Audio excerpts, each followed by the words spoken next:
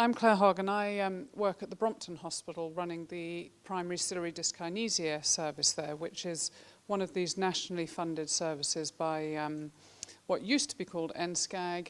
The National Specialist Commissioning Team used to be the body that organised this. The whole thing is in a state of flux at the moment, as you've probably heard, and the future of commissioning is a little bit less certain. But I think what I wanted to get across today was how important it has been for the conditions that you've just heard about to have this form of national service that allows equal access, we hope, to pretty much all the patients that want it with these rare and extremely rare conditions here in England. And certainly for some of these services, I'm not aware with the other ones, but for primary ciliary dyskinesia, we also provide for Wales and Scotland at the current time. So you can see this is our, what I'm going to talk about is based on my experience in primary ciliary dyskinesia, but my belief is that we should continue to aim to get all ciliopathies covered in this form of NHS funding, and certainly Phil and myself, Phil leading this, have been involved in trying to get together a bid to provide exactly that sort of commissioning for all ciliopathy conditions in the future. The way a national service works is that the specialist commissioning team require that all patients have the right to access of an identical service wherever that centre might be. And when we were going through our bid for primary ciliary dyskinesia, it was anything up to 5 centres, but it could be, for the very rare conditions, just one single centre, depending on how many patients you had and what the geographical spread was. For PCD, we have 3 diagnostic centres, which have been funded since 2006. And on the back of that, with the very much increased awareness about PCD, the increased numbers coming through with positive diagnoses, since 2012, we've successfully bid for a management service as well, which is going to be running out of 4 centres around England. What's really important about a national service, and I'm not sure that everyone from a clinician point of view is aware of this, but it is free to all referrers. So there should be no barrier. If you're presenting with a rare condition to your GP or your DGH and they're reluctant to refer you, you actually can point out that it is free. There's no cost to them or their trust or their practice, or you can self-refer. I think the postman can refer you, actually, to be fair. It doesn't matter who refers you, you have absolute free entry into this system. We do prefer that patients would go to their GP or their paediatrician, because what we really want to do is establish shared care from the beginning, and so a referral system does facilitate that. But if you really are struggling or know people that are struggling, they can actually just call up and get themselves an appointment to be seen on any of these national services, as far as I'm aware. Is that the same for Alströms? And the idea of this is that the specialist teams will be centre-based in a centre that has a particular interest in these conditions, but they would provide outreach to improve patient access. And you've heard a little bit about that already today. How do you win a national service? Well, patient advocacy, as you've heard and can see today, is absolutely the key. It's the driving force. Certainly Fiona has been the driving force for primary ciliary dyskinesia. She's successfully got us through 2 bids now. We've set up a service that's seeing, I would say, well, we're seeing 400 new referrals a year. The others, probably another 700 between them. And so, we're diagnosing probably close to 100 new patients a year between us. And that's really, an attribute to Fiona and the family support group for our service. I have to say, they come in and they take patient surveys, they ask what patients want, and they guide us about patient-centered care, what's most useful. And we're not always getting it right, but hopefully, we're, with our new resources, hopefully we're getting much closer to that. What you have to prove to the commissioners is that you're going to provide a service that improves on the current situation, because they're going to top slice this money off the NHS budget, take it away from the primary and secondary services in terms of GPs and district general hospitals, and give it to us to provide this care for patients. So you do have to have quite a sophisticated set of financial pay and non-pay spreadsheets that you can submit for these bids, and they will look at that. Those that are going for these sort of bids should also be aware. I was very anxious that if we asked for too much, we wouldn't get it. But actually, in the grand scheme of things, you realise there are bids going in for £30 million a year, you know, so you really can put in everything you think you want. And I think there were things we missed. I wish we had a full-time psychologist almost, you know, and all sorts of things in our service that I wish we'd punted for at the time. So make sure if you're involved in this that you really put in everything that you think you might need now or in the future.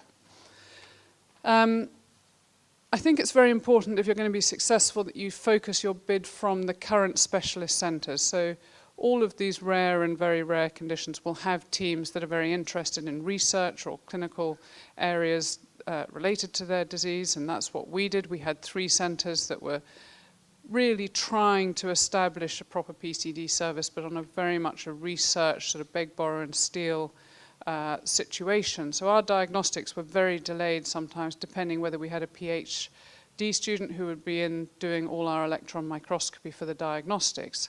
That's all changed now because those 3 centres have become nationally funded and they have dedicated teams to doing that. But I think these things grow out of people's current expertise and their ability to prove to commissioners that they have what it takes to provide the right sort of service. It is an MDT approach, as you've heard today.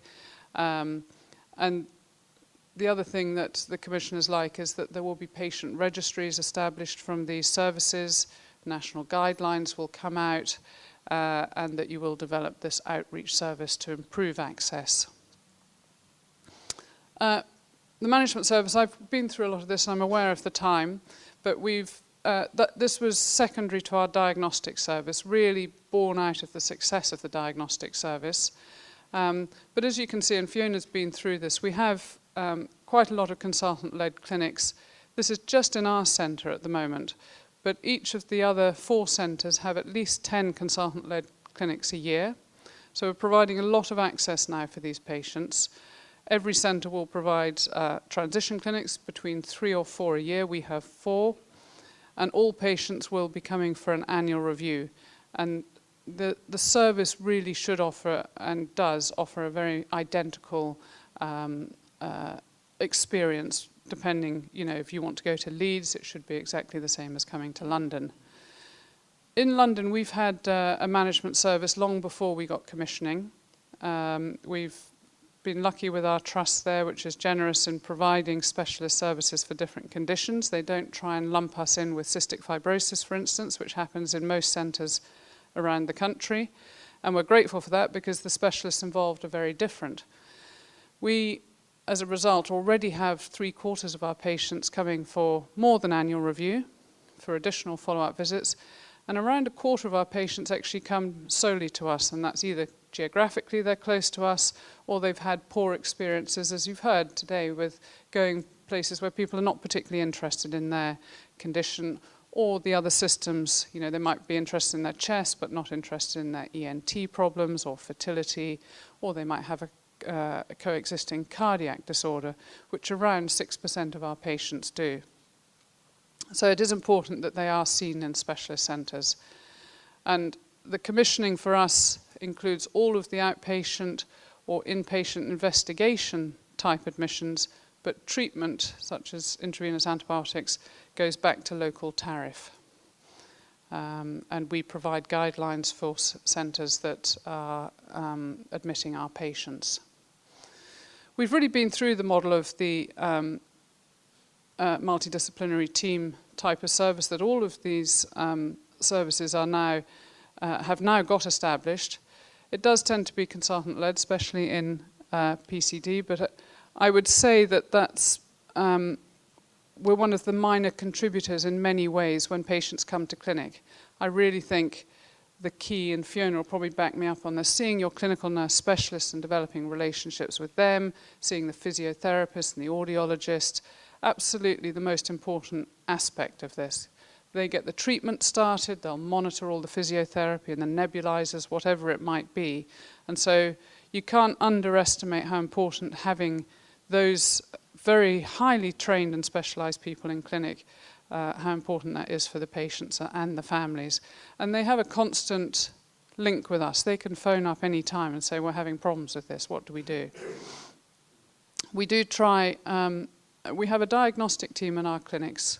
So for patients who maybe have had a presumed diagnosis, we can retest, but also for siblings, you know, babies being born into a family that have one or two affected members, we like to screen all of them, and they can have that all done in the same visit, because a lot of these patients are travelling a long way.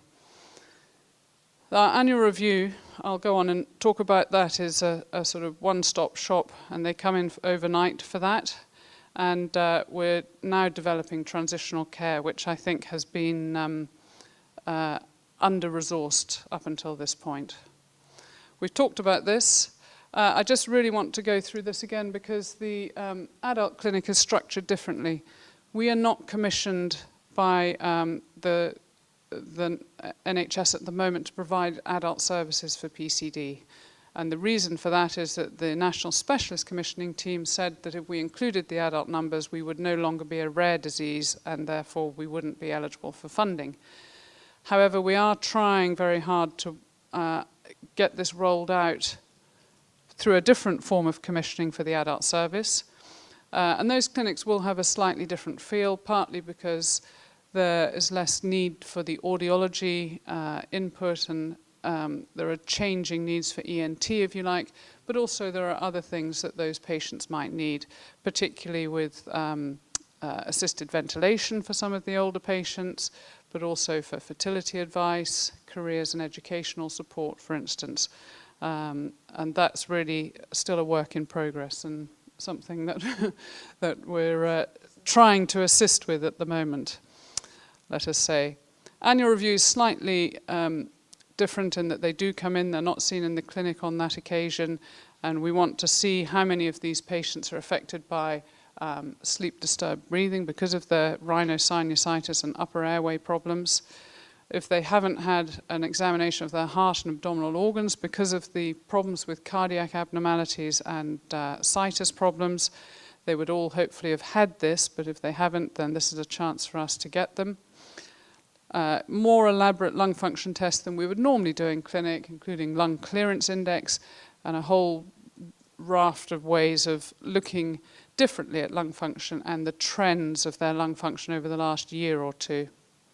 And imaging where required, and we're looking at some of the other things that we think from pilot studies might be important in patients with PCD, such as vitamin D deficiency, which in our pilot turned out to be an absolute universal feature. So we're looking at a lot of this sort of stuff in our annual review. Transition is our latest drive to try and improve this from essentially going from a PCD clinic into a transition clinic without much preparation.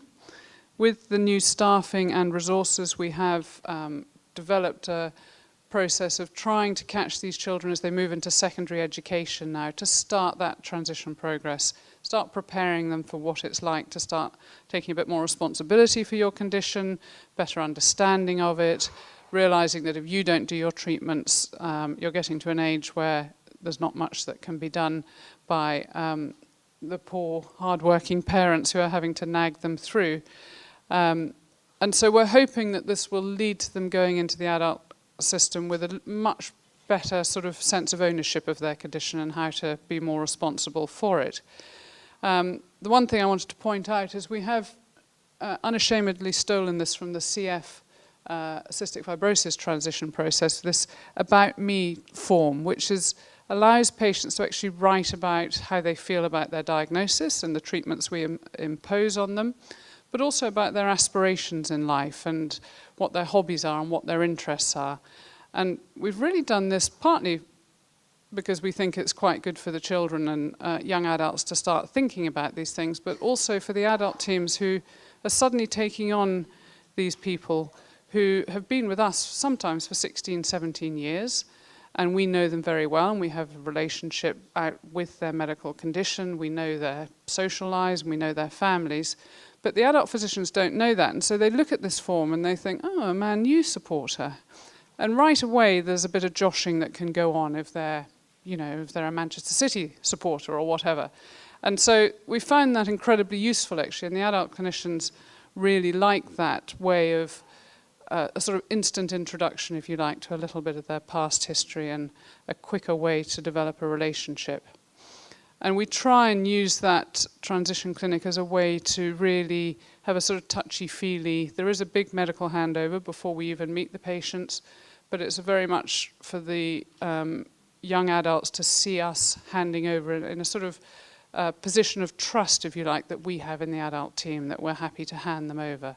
So it is quite important to instill confidence in the adult team. It will be easier to do that once we have a sort of more multidisciplinary approach in the adult clinic, which at the moment is under-resourced. So in summary, I just wanted to say that for all of these services, I think national commissioning to provide these clinics around the country, whether it's 1 or 4, has been very revolutionary. And I think for the ciliopathies that don't benefit for this at the moment, it is something that as a group we should try and strive for, because I think it has absolutely transformed the way we're able to manage these conditions. Even in primary ciliary dyskinesia, which is not extremely rare, there are so many clinicians that have never come across it, have very little interest in it, and that's very difficult for a patient with an inherited and lifelong condition. And so I think for anyone to be able to reach out and know there's a team that are particularly interested in their inherited condition is very important, and I think we should strive for that for all of the ciliopathies.